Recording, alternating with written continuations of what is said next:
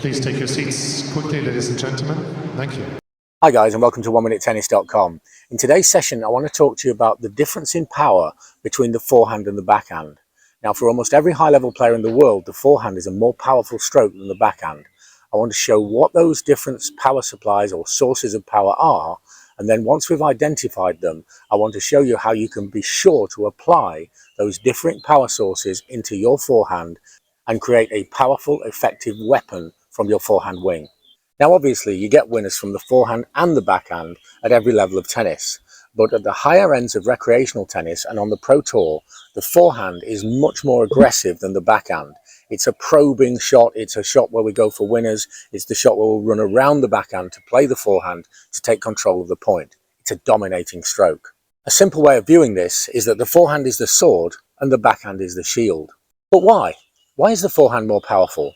And there are essentially two main reasons for this. One is an easier rotation of the body and a safer rotation of the body, and the other one is the flexion and range of movement of the wrist. I'm going to look at both of those and then show you how to apply them to your game. We'll begin with the rotation of the body. Now when we're playing the forehand, if you can reach a stage where your right hip is underneath your right shoulder around the point of contact, then you're in a perfect position to add leg drive and thrust into the stroke, and so the ball will go faster. And on the forehand, that can be achieved without stepping through the ball or squaring up or jumping. There's nothing wrong with any of those, but I'm going to make it clearer now why it's easier on the forehand. So as I come through the stroke, I can push the hip underneath the shoulder, and all I'm doing is pivoting on the ground. I'm not actually stepping. On the backhand, whether it's two-handed or one-handed, if I want to rotate through the stroke, then it's necessary for me to square up and step. Otherwise, the lower body is isolated. Now, the problem is the timing requirements, the coordination, the synchronization of everything that goes into making the stroke is much more difficult when you're jumping or stepping through the stroke. Again, I want to be clear, that's not a bad thing, but stepping through the ball. But if you have to do it every time you're creating rotational energy from the ground through the stroke, then you're going to make more errors. On the forehand, you can make the stroke and have extra energy by stepping or jumping through the ball, but you also can still get that rotational energy even when the feet are anchored and you have a stable base. This means that the rotational energy of the forehand is much easier to get correct, to time better, and to apply to the stroke on a regular basis. The backhand, it's more difficult and more risky. So the first aspect that we want to see is that the rotation of the body is easier and better on the forehand than it is on the backhand. And the second aspect is range of motion. If I just turn to this direction for a second, now when I make the forehand on this side, I've got a huge range of motion of the wrist. You can see that big play there as I go between flexion and extension, ulnar deviation and radial deviation.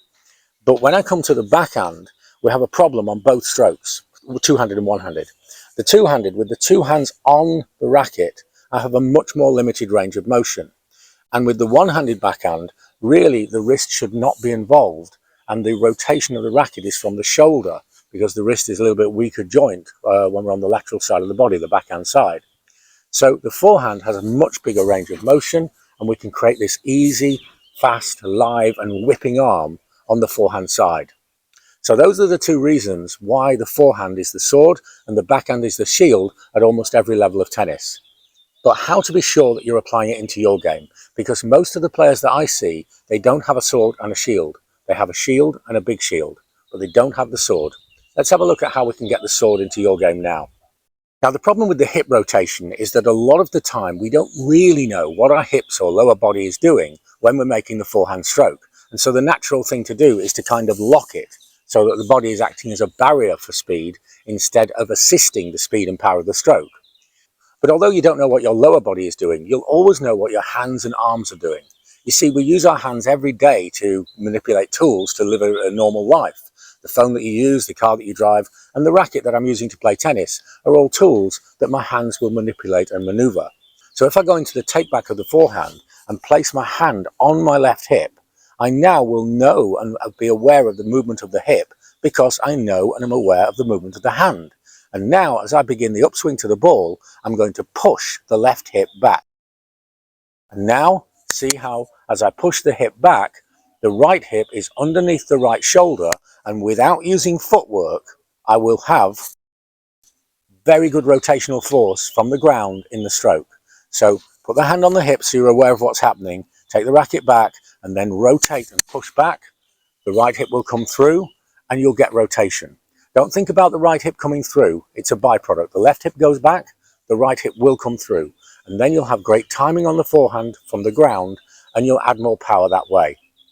Now for the wrist action, we're going to create a kind of whip-like motion with the racket alive, loose and free and fast. And the first thing to do to get the feel of that is to hold the racket in a kind of baby grip here and just literally make a whip-like rotational movement here. And then, once you're making that movement, go back into the backswing and make the movement into the stroke. So back and whip, back and whip. And I can feel the acceleration of the racket and the full range of extension and flexion on my wrist as the body turns, the arm moves through, and then the racket takes over. And we have a kinetic chain, and we have a live arm and a very powerful swing. And now we're just going to inch the hand down the grip, repeating the motion every time. So first in the baby grip here, and now a little bit lower, and now a little bit lower, and now I'm into a normal grip, and I have the stroke.